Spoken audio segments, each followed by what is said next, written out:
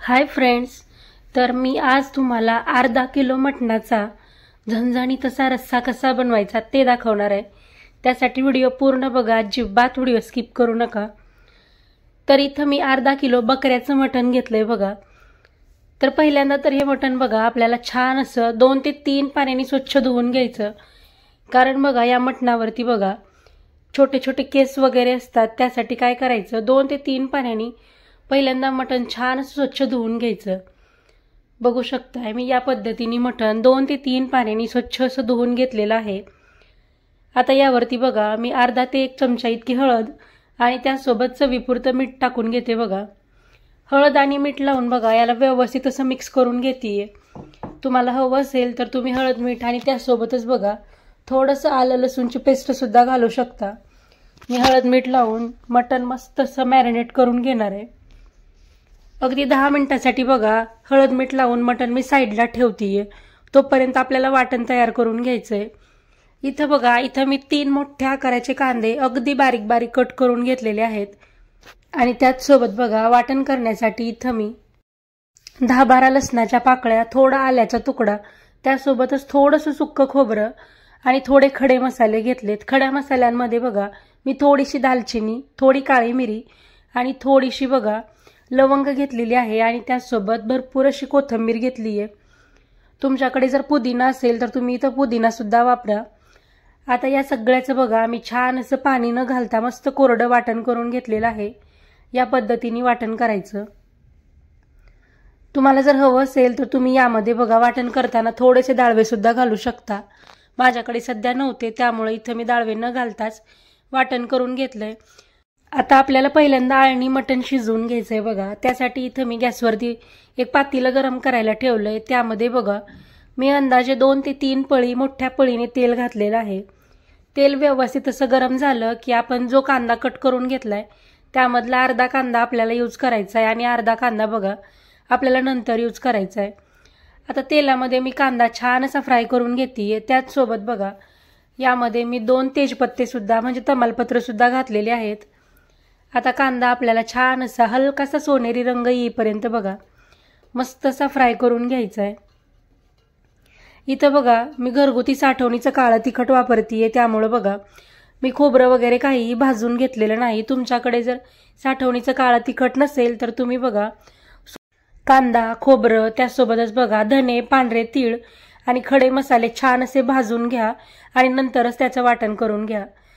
तर कांदा आपला छान असा फ्राय झालेला आहे। आता यामध्ये आपण जे सुक्क वाटण करून घेतलंय त्यामधलं बघा 1 ते 1.5 चमचा इतकं वाटण आणि त्याचसोबत अगदी 1 चमचा इतकं मी बेसनचं पीठ घातलेलं आहे। बेसन पीठ घातल्यामुळं काय होतं बघा आपला जो रस्सा आहे तो छान असा दाटसर होतो आणि त्यासोबत खायला सुद्धा खूप छान लागतो बघा। तुम्हाला जर यामध्ये बेसन पीठ घालायचं नसेल तर तुम्ही बघा वाटण करताना त्यामध्ये थोडंसं सुके दाळवे सुद्धा घालू शकता। त्यानं सुद्धा बघा मस्त मटणचा रस्सा खूप छान लागतो। किंवा इथं तुम्ही बेसन पिठाऐवजी बघा बाजरीचं किंवा ज्वारीचं पीठ सुद्धा थोडंसं वापरू शकता। मस्त वाटणाला छान तेल सुटलंय। आता यामध्ये बघा मॅरिनेट करून घेतलेलं जे मटण आहे ते मटण मी यामध्ये घातलंय। मटण यामध्ये घालून बघा याला व्यवस्थित असं मिक्स करून घ्यायचं। अगदी 1 ते 2 मिनिटांसाठी बघा मी याला छान असं व्यवस्थित मिक्स करून घेतलंय। आता यावरती झाकण ठेवून बघा 1 ते 2 मिनिटांसाठी याला मी असंच ठेवून देणार आहे। बघू शकताय मी यावरचं झाकण काढलंय। मस्त आपल्या मटणाला बघा छान असं तेल सुटायला लागलेलं आहे। आता याला बघा परत एकदा मी व्यवस्थित असं मिक्स करून घेते, म्हणजे अगदी 1 ते 2 मिनिटांसाठी छान व्यवस्थित मिक्स करून घ्यायचं आणि त्यानंतर बघा यामध्ये आपल्याला पाणी घालून घ्यायचंय। तर पाणी बघा इथं मी अंदाजे 2 ते 3 ग्लास इतकं पाणी घातलेलं आहे। इथं पाण्याचं प्रमाण बघा तुम्हाला जितका रस्सा हवा आहे त्या अंदाजाने तुम्ही इथं पाण्याचं प्रमाण कमी जास्त करू शकता। आता यावरती झाकण ठेवून मी या मटणाला बघा छान अशी उकळी येऊ देणार आहे। बघू शकताय मटणाला छान अशी उकळी यायला लागलेली आहे।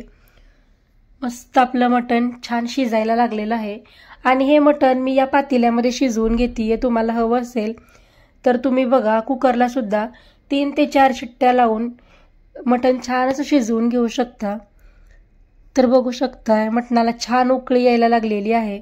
आता आता हे मटण बघा मी 10 ते 12 मिनिटासाठी फुल गॅसवरती बघा झाकण ठेवून छान असं शिजवून घेणार आहे.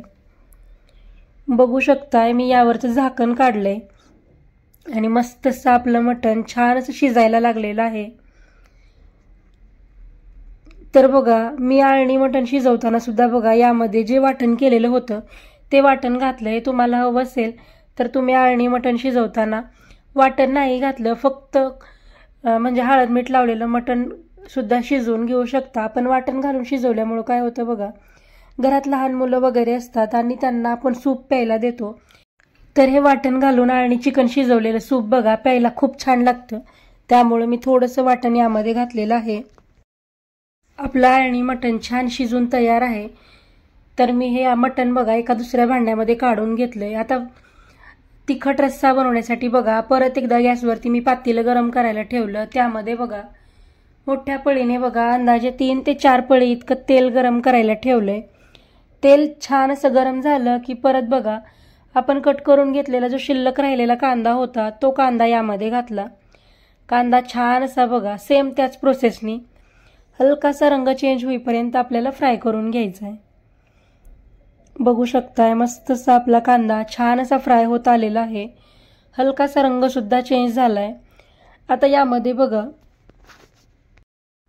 आपलं शिल्लक राहिलेलं जे वाटण होतं ते वाटण यामध्ये घालायचं आणि त्याचसोबत बघा परत एकदा मी अगदी थोडंसं बेसन पीठ घालतीये आणि बेसन पीठ घालून बघा आपल्याला हे सगळं वाटण आणि बेसन पीठ बघा छान असं तेल सुटेपर्यंत मस्त फ्राय करून घ्यायचं आहे.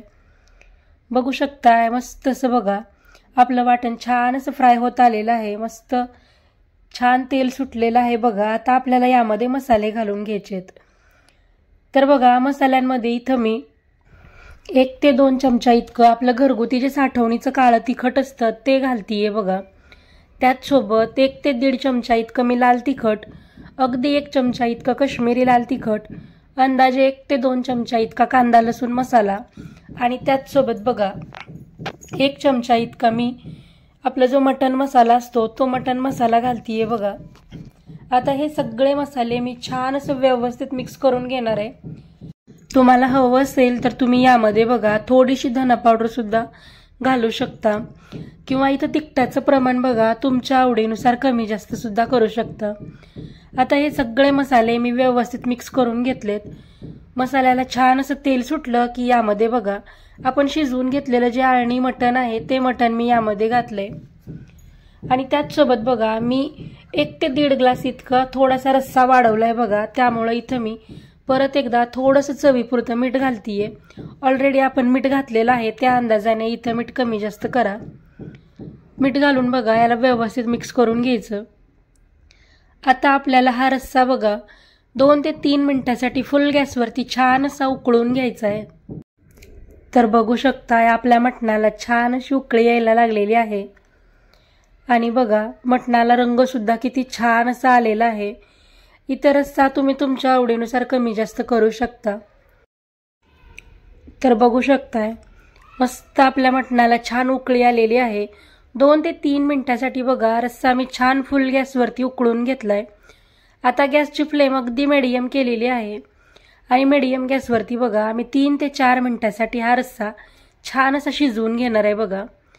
आता यावरती कट केलेली मी भरपूर अशी कोथिंबीर घातली आहे आणि मीडियम गॅसवरती हा रस्सा शिजवून घेतल्यामुळं काय होतं बघा आपला जो मटणाचा रस्सा आहे त्याला मस्त अशी तरी येते. त्यासाठी मी बघा मीडियम गॅसवरती सुद्धा हा रस्सा छान शिजवून घेणार आहे. बघू शकताय किती मस्त असा आपला मटणाचा रस्सा दिसायला लागलेला आहे.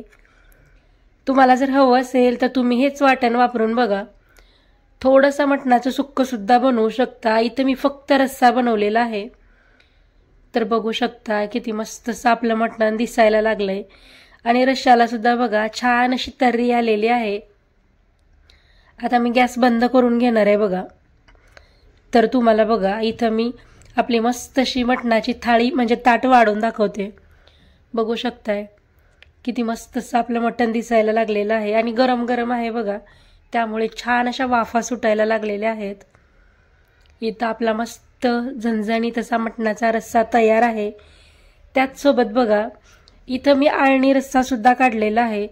तर तुम्ही बघा या पद्धतीने आपला जो आळणी रस्सा आहे तो लहान मुलांना प्यायला देऊ शकता किंवा तुम्ही सुद्धा पिऊ शकता. प्यायला खूप छान लागतो बघा, कारण इथं आळणी रस्सा शिजवताना आपण वाटण वापरलेलं आहे, त्यामुळं आपला जो आळणी रस्सा आहे तो खूप छान होतो बघा. आणि त्याच सोबत खाण्यासाठी इथं मी मस्त गरमागरम ज्वारीची भाकरी बनवली आहे. मस्त कांदा आणि लिंबू सुद्धा आहे. तर तुम्ही सुद्धा या पद्धतीने मस्त सा झणझणीत गावरान पद्धतीने बघा मटणाचा रस्सा बनवून बघा. बनवायला अगदी सोपा आहे आणि त्याच सोबत खायला सुद्धा खूप छान लागतो.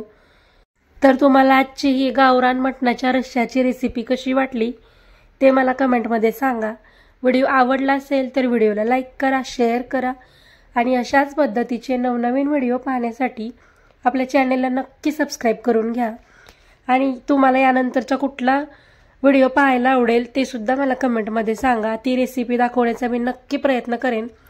चला तर मग भेटूया परत एकदा नवीन व्हिडिओमध्ये. तोपर्यंत बाय बाय.